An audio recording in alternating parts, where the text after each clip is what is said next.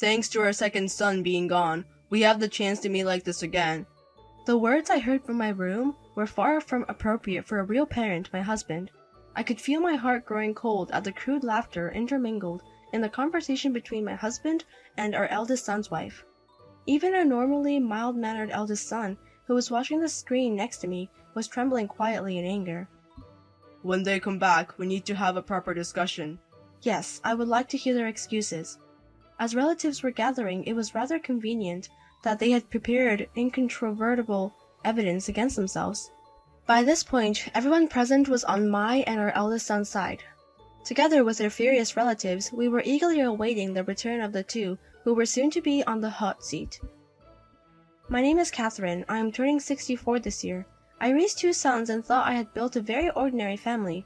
I had only recently learned that such common happiness could easily crumble. I was in deep grief after losing my second son in a car accident. Why did Mike have to be in an accident? How long are you going to keep moaning about what's already happened? Despite our son leaving this world due to an unexpected accident, my husband threw such cold words at me. Seeing my husband without a single tear, even though the funeral was coming up, I felt my heart grow colder. At the signal from our eldest son coming to pick us up, I heard a car horn from outside. I put the pet cat in the cage and headed towards the entrance. I never thought Mike would leave us so soon. You too, Tyler. You're both a miserable lot, father and son. Isn't it natural? Rather, why do you seem so unfazed? You're planning to send Mike off with a smile, aren't you, father-in-law? That's right. That's exactly what I mean. Even in the car, my husband's attitude remained unchanged, laughing out loud. Our eldest son's wife also looked at him, smiling. Even in normal times, these two often say things that are quite provocative without any hesitation. Normally, I would let it slide since I understood their personalities from long-term association, but today I couldn't. It was unbearable to think of the feelings of our eldest son, who was fond of his younger brother, hearing such heartless words from his own father and even his wife. I slapped my husband's knee, who was sitting next to me, to point it out. Enough! Despite the family tragedy, I can't believe you can laugh like that. Ouch. Are you telling me to put on a face that looks like it's about to grow mold? I'm asking you to have some decency. You're not a child. Don't speak so loud at the funeral. Yeah. You're always a nagging wife, no matter how old you get. Not being able to resist answering back to my words, my husband grumbled childishly, appearing irritated. Feeling the tension in the car atmosphere, I sighed, looking out of the window, thinking it was pointless to talk any further. I understood, as my husband said, that it's not necessarily good to cry and mourn. That's why I believed what we could do was simply to send off our second son quietly, hoping for his peaceful rest. Despite my only wish being that, these two wouldn't even allow it, and were about to cause an unthinkable incident. I greeted my relatives whom I hadn't seen for a while at the venue, chatting about old times with those who had loved my second son and made the effort to come from afar. Tears naturally flowed again. This whole situation is really uncomfortable. Mike was such a sweet and good boy, it feels like he just became an adult. Thank you for your concern. Every time our second son's name was mentioned, I bowed deeply and expressed my gratitude. Ignoring me, my husband seemed unrepentant even about his attitude in the car, and was chatting loudly about golf and other fun things with a relative he hadn't seen in a while. How about it? Would you like to go out and play together next time? Kyle, isn't today your son's funeral? I'm not saying we should go out today, right? That would be downright bad luck. How many times do I have to tell you to stop before you're satisfied? In my quiet but firm voice, I scolded my husband, who only seemed to think about himself. It felt like I was reprimanding an unruly child. Seemingly irritated at being admonished yet again, my husband suddenly showed his disgruntlement, dismissively gesturing with one hand. I questioned if he really understood what day it was today. With my husband's attitude evoking such doubt, I wondered when things had gotten to this point, a crease forming between my brows. Had he gone insane from the shock of our second son's departure from this world? Speaking of Jessica, has been doing the same thing. She compares me and Dad every time we talk at home. Is that so? My first son's words sent a shiver of unease through my heart. I wanted to believe that there was some reason behind my husband's behavior, perhaps stubbornness from growing older, but Tyler's disheartening words caused me to involuntarily glance at the two of them. Despite being quieter than before, They seemed cheerful, continuously grinning as they chatted. Seeing this, I shook my head. You're right, these do seem too close. Right? But Dad's 65. He wouldn't get any weird ideas about his son's wife. Yes, you're right. With their age gap, he wouldn't do something so disgraceful. As we shared a small, half-hearted laugh, we continued our conversation. Perhaps we were both silently hoping, reassuring each other that it was that case. Regardless of our anxieties, the pair continued to chat away happily. When I went to the restroom during the funeral, I saw my husband headed toward the exit. Following him, I found Jessica by his side, about to step outside. Hey, where are you two going? Huh? Oh, it's you. Jessica said she wasn't feeling well, so I thought I'd let her get some fresh air. I see. Are you okay, Jessica? Yes, I think I'll be okay if I just rest a bit. After watching the pair go outside, I returned to my seat and whispered to Tyler. He seemed unaware of her ill health and was visibly surprised when he learned they had gone outside. Oh, so that's why he borrowed the car keys. By car? Where could they have gone? He might have been considerate of me, given my condition. It must have been hard for him to bring it up. Pointing at his eyes, now swollen from crying, the eldest son said so. Could those two be thinking of being considerate? Even though I thought this was a bit far-fetched, I accepted it at the moment and didn't dwell on it further. However, as the two of them didn't return, even when it was time for the meal after the funeral, our faces started to cloud over with a bad premonition. What happened? No good. I tried calling them, but I couldn't reach either of them. Well, I hope nothing serious happened. The eldest son tried calling them, but it seems he couldn't reach either of them. I also sent them a text, but there was no reply. The eldest son's car hadn't returned either, and each time a relative asked about their whereabouts, we were at a loss for words. Was she feeling that bad? Maybe they went to the hospital. If that's the case, I think they should have at least contacted us. They're not pets. They'll come home eventually. Pet? Oh, I wonder how our cat is doing. While chatting with the relatives, I suddenly remembered our pet cat left at home alone. Taking out my smartphone, I activated the pet camera to check on it, and for some reason, the cat was out of its cage and someone's voice could be heard. Huh? Hearing the unexpected voice, I initially thought a burglar had broken in and my blood ran cold. However, the voice that casually picked up our pet cat, when listened to carefully, was one we were very familiar with.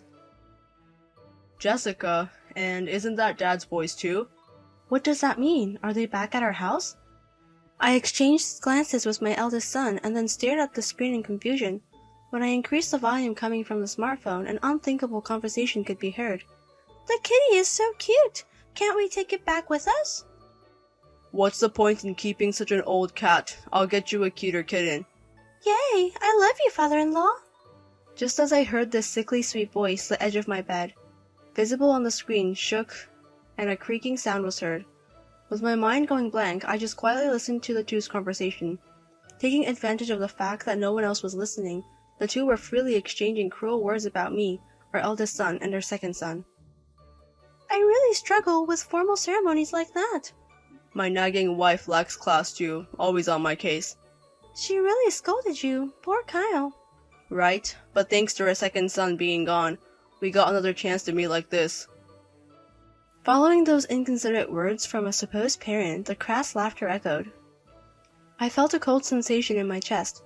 Next to me, our usually mild-mannered eldest son seemed to be quietly shaking with rage. That's awful. Is that something a father should say? Maybe it's better not to think of him as a father anymore. Surpassing both anger and disbelief, my mind was eerily quiet. When I looked up, the relatives gathered at the dining table were chatting at their leisure. I could no longer think of anything, so I turned the volume of my smartphone to the maximum and drew everyone's attention. Hey, what on earth is she doing? Sneaking out of the funeral and doing such things with his son's wife. So even her sickness was a lie. Did he go to such lengths just to be alone with her? Turning up the volume, the unusual conversation of the two silenced all chatter, and everyone's eyes were fixed on me. The somber mood disappeared somewhere and everyone stared at the small smartphone screen until the nonsensical conversation between the two ended. If there's another unfortunate accident, I can come to see you again. Maybe it will be Tyler next time. Before that, it's gotta be my nagging wife, right? With her age, it should happen pretty soon. All the relatives were shocked by the two who, far from mourning the misfortune of the second son, was joking about making a promise for the next meeting. There was a deep gasp, but no one spoke until their conversation ended. After letting the relatives see the entire conversation and actions of the two, I closed my smartphone just as we started discussing whether to return to the venue. Everyone's hearts seemed united in anger at the two whom trampled on our family. When they come back, we need to have a serious talk. Yes, I'd like to hear what kind of excuses they have. By now, everyone there was on the side of me and my eldest son. Along with the trembling relatives, we waited for the return of the two, who would soon find themselves walking on a bed of needles. They returned about 15 minutes later, taking about the same amount of time it takes to get from our house to the funeral hall. I looked at the two with contempt, realizing that they had been having such a conversation in my room until just now. We're back. Why the long faces, everyone? Welcome back. I wonder where you've been. I was worried because you were late. I told you before, didn't I, that Jessica wasn't feeling well, so we stepped outside. Oh, Jessica, are you feeling better now? Yes, I'm perfectly fine now. I'm sorry for worrying you. I encouraged my daughter-in-law, who is waving at me with a frivolous smile, to sit across from me. I sigh as I look at my husband, who naturally takes a seat next to her. As soon as they sit down, all the relatives turn towards us at once. I started asking them questions one by one, as the two looked uncomfortable and a bit surprised. What have you been doing all this time? We were out there until Jessica felt better. Out there? In a family restaurant. Really? Then where's the receipt? What are you suspecting me of all this time? My husband was the first to raise his voice at my pointed questions. Glaring at me with a sour look on his face, he said as if he had no reason to be suspected. However, having heard their conversation just a moment ago, I had no hesitation left in me. Did you really spend all this time at a family restaurant? That's what I've been saying. I threw away the receipt. Then what did you eat? How about you, Jessica? Mother-in-law, isn't that too harsh? What on earth do you think we've done? At my daughter-in-law's words, my face twitched and I was at loss for words. She covered her mouth with her hand and spoke as if she were about to cry. Who was the cruel one here? I wanted to scream at her to think about it with her hand on her own heart. Taking a deep breath with the relatives watching, I pointed at the sleeve of her clothing, ready to deliver the final blow to the two who continued to play dumb. Oh, Jessica, there's some cat hair on your sleeve. Whose is it, I wonder? This is that. It's probably a stray cat's. Yes, it must have struck when I saw and petted it earlier. That's not it, isn't it? That's supposed to be our cat's hair. It got stuck now, didn't it? I take out my smartphone and launch the pet camera app that I had been using earlier. It's convenient since the app also has a recording feature. I show the playback of my daughter-in-law lifting her cat right before their eyes. Then I replay the disgraceful conversation the two had been having all this time, at a volume in the same place. Finally understanding the meaning of the cold stares from the relatives, their faces instantly turned pale. You knew everything and put on this charade? Yes, it was funny how you two kept playing dumb. You're terrible, mother-in-law. This is an invasion of privacy. I don't want to hear that from someone who went into someone else's room and enjoyed themselves with someone else's husband. When they found out their lie had been exposed, they began yelling like children. I kept my cool and consistently pointed out their misconduct. The one who finally reached their limit was the eldest son due to their lack of guilt. He slammed the table vigorously and began to accuse the two with a stern, low voice. How dare you two do something so disrespectful during a family funeral? No, it's just that mother-in-law trapped us. What do you mean, no? Everything you two said was overheard here. At the eldest son's words, the relatives around them nodded in agreement. No one here would defend the two who had blurted out that they hoped for an accidental incident to happen to me or my eldest son just so they could meet alone. When I pointed this out, the two who finally understood the meaning of the surrounding gaze glared at my eldest son with annoyance. Hey, did you purposely prepare all this to hang us out? Not at all, just a coincidence. I was just trying to check on our cat Ash, and you two just happened to be in the frame. Even so, it's cruel to reveal it to everyone in a place like this. I know, I never thought there would be people who would do such a thing in a place like this. Plus, I'm supposedly a terrible wife, right? While repeating my husband's word, I glanced at him. Perhaps realizing he was in the wrong, my husband stopped defending my daughter-in-law and fell silent. My daughter-in-law also tried to escape by pretending to cry and hurling insults at me, but no one was willing to lend her an ear. That's enough. I can't continue being a family with someone who can do something like this so easily. What?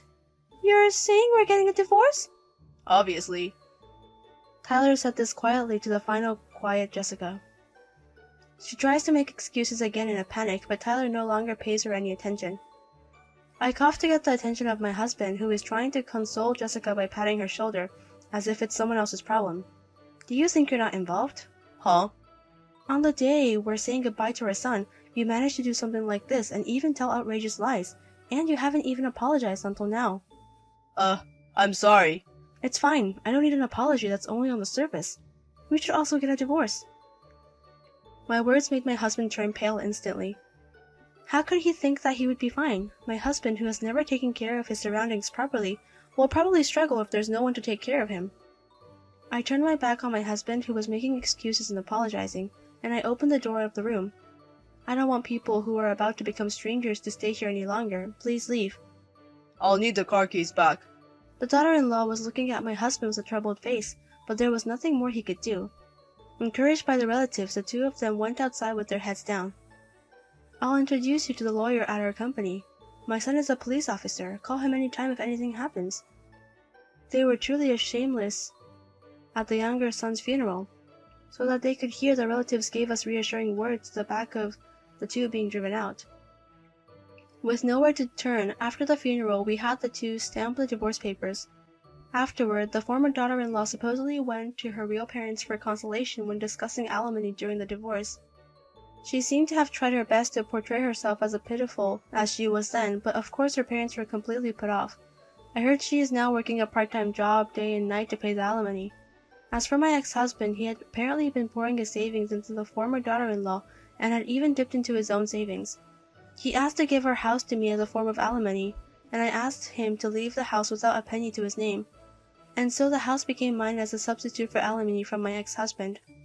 However, especially in my room where there were unpleasant memories of my ex-husband and the former daughter-in-law, I couldn't possibly continue to live in. So I decided to sell the house and move to a pet-friendly apartment. Now without the disrespectful ex-husband, I'm living a leisurely life with my pet cat, Ash. It seems that I was more stressed out by my ex-husband than I thought, and living alone, doing whatever I want with my cat, is much more comfortable than before. After the divorce, my son occasionally comes to visit. My son also seems to be able to live a calm life after the divorce, and he told me that he's doing better than before. Recently, there's also good news. He told me that he's about to get a promotion at work. We decided to go out to eat to celebrate, but we happened to run into my ex-husband. He was completely different from before, looking like a quiet old man with the hunched shoulders. He was so different from the time he used to give us a hard time. I wouldn't have known it was my ex-husband at first glance. He didn't have any spirit in his eyes and approached me with a surprised look after he saw us. Hey, there was someone else living in our house. What's going on? Our house? It's certainly not your house anymore. Did you sell it? How could you do that? My ex-husband raised his voice at me in his old manner with a hoarse voice. He might have gone to the house he used to live in. I don't know whether he wanted to get the house back or was planning to coax me into forgiving him, but looking at his current attitude, I still couldn't think that he was remorseful. Locking my son, who was glaring at him, I said to the worn-out him, "After all, I can't sleep in a room where my husband and daughter-in-law were getting along. I don't need such a house." As I said that dismissively, my ex-husband had a look as if he came to his senses, quickly turned on his heel and left. Had he already forgotten what he had done? It felt like he had put a damper on our celebration, but we picked ourselves up and started walking on a sunny afternoon again.